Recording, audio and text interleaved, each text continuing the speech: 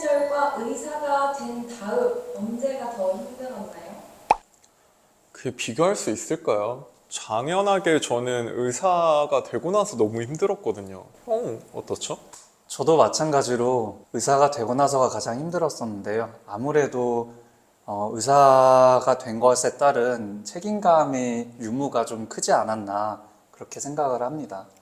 맞아요. 학생 때는 환자를 본다는 거에 대한 책임감을 가지고 환자를 보는 상황들은 아니었는데 의사가 되고 나니까 환자를 직접 내가 보고 어떻게 치료해 주냐에 따라 상황들이 바뀔 수 있다는 것 때문에 되게 어려웠던 것 같아요. 맞아요. 우리가 아무리 배우고 열심히 치료한다고는 하지만 의사가 모든 거를 다 해결할 수 있지는 않기 때문에 그런 데서 오는 여러 가지 어려움들이 큰 것 같습니다. 저는 의대생 때와 의사 때를 비교하면 잠으로 설명을 하기도 하는데 의대생 때는 잠을 안 자는 연습을 했다라고 저는 생각이 들고 의사가 되고 나서는 한 2년 정도는 거의 잠을 못 잔 것 같아요. 일주일에 24시간을 나눠서 자는 느낌? 떠올리고 싶지 않은 기억이군요. 네, 지금 다시 하라고 하면 절대 못할 것 같은데 그랬던 시절이 있었죠? 젊었을 때여서 패기로 하지 않았을까 그렇게 생각합니다. 수리생 같은 거 보면 의대나 의사 된 지 얼마 안 됐을 때 다들 잠수 타고 TT하는 분들이 있다고 하는데 없으셨어요, 두 분은? 우리 닥터정님은 어떠셨나요? 네, 제가 한 번 있었죠? 그죠? 저도 기억을 할 것 같은데요. 네, 그 이제 저희가 수련하는 그 시간이 달라서 제가 수련을 받고 있었고 형이 군 생활을 먼저 했었고 제가 나중에 군 생활을 했는데 제가 형이 군 생활하고 있을 때 이제 공중보건이죠, 형이? 그렇죠. 네, 형이 공중보건이 하고 있을 때 제가 한번 TT를 한번 했었습니다. 그래서 스브란스 가정의학과 하고 있을 때 1년차 때 뭐 여러 가지 생각이 좀 겹쳐서 그때 한 3일 정도 잠시 나갔다가 네, 그때 형한테 갔었죠. 그렇죠. 저는 잘 달래서 다시 돌아가라. 잘 보내주기는 했는데 어떻게 결과가 좀 만족스러우신가요? 어, 그때 돌아와서 수련을 마무리를 잘 하고 전문의까지 다 따고 지금의 일을 하는 게 저는 지금은 후회가 없어서 그때 다행이라고 생각은 합니다. 근데 그때 그 3일만큼 참 수련 과정에서 꿀맛 같았던 시간이 없었어요. 물론 그때 같이 주변에서 일했던 선생님들은 조금 피해를 보셨거나 힘들으셨을 텐데, 네, 이 자리를 빌어 죄송하다는 말씀을 드리며, 네, 어쨌든 그런 시기가 있었고 다들 한 번쯤 겪는 시기가 있는 것 같아요. 저는 사실 한 번도 없어요. 근데 일이 힘들지 않아서 안 도망간 게 아니라 바쁘게 일을 하다 보니 도망갈 생각 자체를 하지 못했다고 하는 게 맞지 않을까. 그렇게 생각합니다. 제가 수련을 먼저 받고 이제 군대에 가 있을 때 형이 수련을 받고 있었던 상황이라 이제 형이 뭐 이런 게 힘들다 이런 얘기들은 많이 저한테 했었던 것 같고 가끔씩 술 한 잔 기울이면서 그런 얘기를 했을 때 그 시간을 어떻게 견디고 버텼냐 이런 얘기들을 가끔 하면서 뭐 그렇게 그래도 스트레스를 긍정적으로 해소하면서 보냈던 것 같아요. 안 도망간 게 아니라 도망갈 생각 자체를 하지 못했다고. 의대 졸업하는 순간에서부터 이제 전공을 선택하기까지 그 의사가 되어가는 과정들을 좀 한번 설명해 주실까요? 저희가 이제 인턴이라는 이제 선생님들이 있고 레지던트라는 선생님들이 있고 또 일반이 줄여서 GP라고 부르는 선생님들이 있는데 일단 이 세 선생님들은 다 의사입니다. 저희가 의사라는 명칭 자격을 언제 갖게 되냐면 본과 4학년, 6학년 때 졸업을 하기 직전에 의사 면허증을 받는 시험을 보게 됩니다. 그게 이제 국가고시라는 시험을 보게 되고 합격을 하면서 졸업을 하게 되면 저희가 의사라는 이제 자격을, 면허를 갖게 됩니다. 그래서 의사가 되고 나서부터가 이제 인턴이나 뭐 레지던트 같은 과정들이 이어서 하게 되는 거고 졸업 직후에 1년 동안에 과가 정해지지 않은 상태에서 수련을 받는 수련이들이 인턴이라고 부르게 됩니다. 그래서 인턴 과정은 동일하게 1년이라는 시간을 보내게 되고 그 인턴 과정이 지나고 나서 전공을 정할 때 또 시험을 보게 되죠. 그렇죠. 네, 그래서 전공의 시험이라는 게 있고 전공의 시험을 보면서 본인이 원하는 과 설정하게 되고 그 과에 이제 합격을 하게 되면 전공의로서 레지던트로서 수련을 하게 됩니다. 그래서 과마다 좀 차이가 있지만 보통 레지던트 과정을 3년에서 4년 정도 하게 되고요. 그런 레지던트 과정들을 다 끝내고 전문의를 따기 위한 시험을 또 보게 되죠. 그렇죠. 네, 그래서 전문의 자격 시험을 보게 되고 전문의 자격 시험은 각 과별로 보게 되는데 합격을 하게 되면 극과 전문의로서 이제 자격을 갖게 됩니다. 그럼 여기서 이제 일반이라는 선생님들이 어떤 분들이냐면 졸업할 때 의사 국가고시를 통과를 해서 의사 면허를 갖고 있는 의사 선생님이지만 이 수련 과정 중에 중단을 했을 수도 있고 아니면 처음부터 수련을 받지 않고 바로 의사 생활을 시작하시는 분들도 있습니다. 그래서 이러한 선생님들 통틀어서 GP, 일반의 선생님이라고 부르고 있습니다. 좋아요, 댓글, 구독과 알림 설정. 인턴 생활을 하면서 두 분이 각자의 전공을 선택하게 된 계기나 이유가 있을까요? 어떤 신경과를 선택하게 된 계기가 있었나요? 저는 학생 때부터 머리에 대한 관심이 굉장히 많았어요. 모든 의대생과 의사분들의 숙제고 모두가 공감을 할 부분이겠지만 머리 부분에 대한 그 공부가 굉장히 어렵죠. 너무 어려웠어요. 저 개인적으로 뇌 쪽이랑 심장 쪽이 너무 공부가 어려웠던 기억이 있어요. 맞아요. 저도 그래서 그거를 정복하려고 정보까지 하시려고. 네. 그 공부를 채우고자 신경과에 지원을 하게 됐고요. 신경과라는 그 머리를 본다는 그 부분에 대해서 굉장히 흥미로운 분야라고 생각을 해서 지원을 하게 됐습니다. 우리 닥터정은 어떤 이유로 가정의학과를 지원하게 되셨나요? 저는 사실 인턴을 들어갈 때까지만 해도 개인적으로 성형외과를 하고 싶었어요. 어떤 수술에 대한 로망도 좀 있었고 제가 제일 학생 때 공부했을 때 재밌었던 과목이기도 해서 성형외과를 하기 위해서 인턴을 했던 병원을 선택을 했었습니다. 근데 인턴 1년의 과정을 거치면서 응급의학과에서 일을 많이 했었는데 응급실에서 일을 하면서 다양한 환자를 보다 보니까 조금 더 폭넓게 환자를 보고 싶다는 생각도 조금 들었던 것 같고 그러던 찰나에 이제 어떻게 보면 또 되게 은인이 된 성형외과 당시에 레지던트 선생님이 저한테 너의 어떤 모습을 보았을 때는 가정의학과를 선택하는 게 어떻겠냐라는 조언을 해주셔서 고민하다가 세브란스 좀 대학병원 중에서도 제일 큰 병원에 가서 가정의학과 수련을 받아야겠다는 생각을 되게 뒤늦게 했었던 것 같고 그때 그래서 저는 병원과 과가 바뀌었죠. 저도 그때 고민을 많이 하던 재용이의 그 모습이 지금도 떠오르는데요. 지금은 만족하십니까? 정말 다행히도 지금 그때 전공을 바꾸고 병원을 옮기고 했던 그 선택에 대해서 후회했던 적은 없는 것 같아요. 지금 제가 하고 있는 일에 대해서 만족감이나 자부심도 분명하게 있고 개인적으로 만족하고 있습니다. 네, 저도 만족합니다. 좋아요, 댓글, 구독과 알림 설정. 그러면 전공을 선택한 이후 수련 생활에 대해서 좀 얘기를 해주세요. 저 같은 경우는 신경과를 선택하면서 응급실에서 거의 살면서 근무를 했던 기억이 나는데요.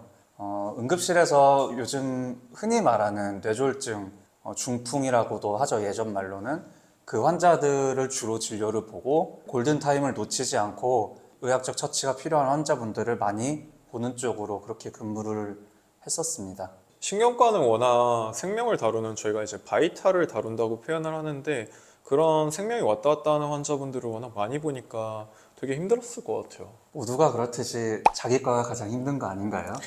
그렇죠. 이게 본인들 수련한 게 제일 힘들다고 생각을 하는데 저 같은 경우에는 이제 가정의학과를 전공하게 되면서 상대적으로 다른 과 분들에 비해서 조금은 덜 힘들었다고 생각이 들지만 그럼에도 세브란스라는 대학병원에서 근무를 하면서 또 많은 힘듦이 있었다고 생각은 해요. 가정의학과 같은 경우에는 거의 웬만한 전과를 다 돌잖아요.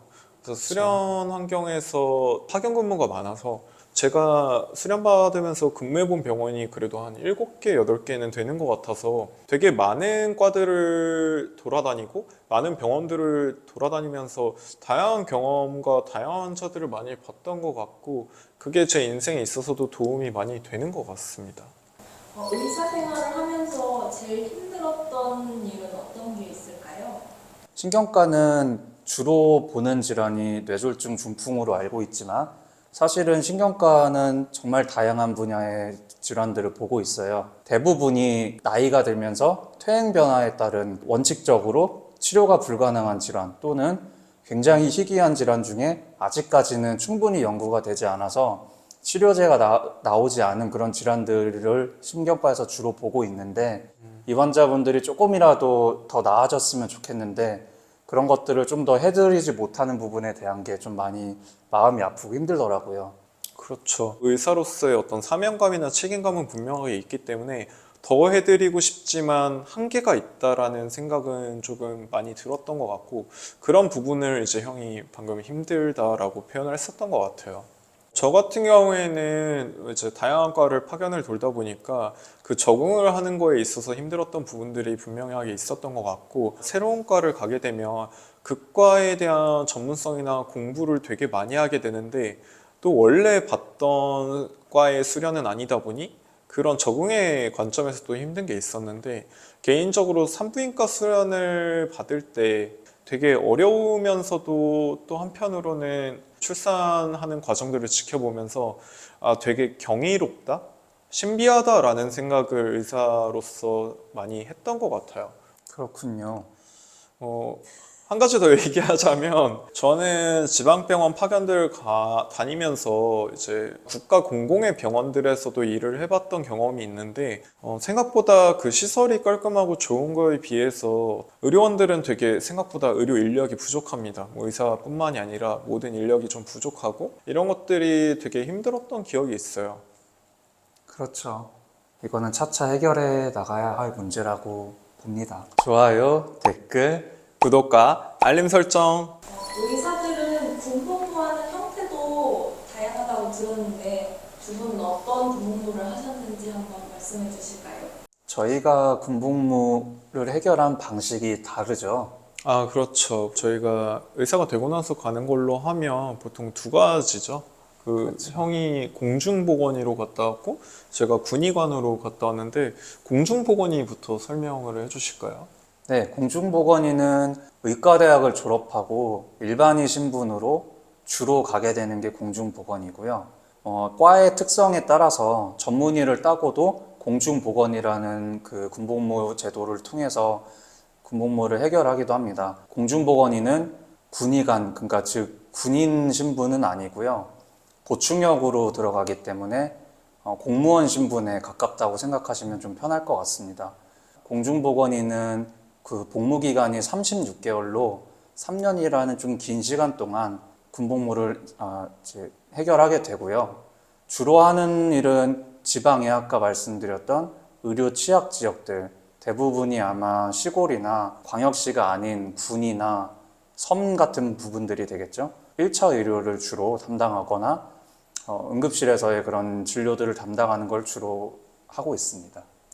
네, 공중보건이나 군의관을 저희가 선택하는 건 아니고요. 그냥 국가에서 어떻게 보면 정해주는 거에 따라서 저희가 가게 되는데 이제 공중보건의 같은 경우에는 이렇게 보건복지부 소속으로 일을 하게 되고 기간은 거의 비슷합니다. 훈련기간 제외하고 36개월이라는 군생활은 똑같고요. 군의관 같은 경우에는 이제 군대가 있는 전방에 이제 전국의 다양한 지역에 배치를 받게 되고 그것도 첫 해에는 저희가 지역을 선택하는 경우가 아니어서 보통 랜덤으로 가게 됩니다. 뭐 일부 자리들은 지원을 하게 되는 경우가 있는데 저 같은 경우에는 예를 들어 이제 GOP라고 하는 최전방에 지원을 했던 케이스고 저는 첫 해에는 경기도권의 GOP 최전방에 가고 싶어서 지원을 했었는데 그 부분이 어렵다고 해서 저는 그냥 전체 랜덤이 돌아갔었고 저는 첫 해는 강원도 양구 GOP에서 1년 군생활을 했었고요.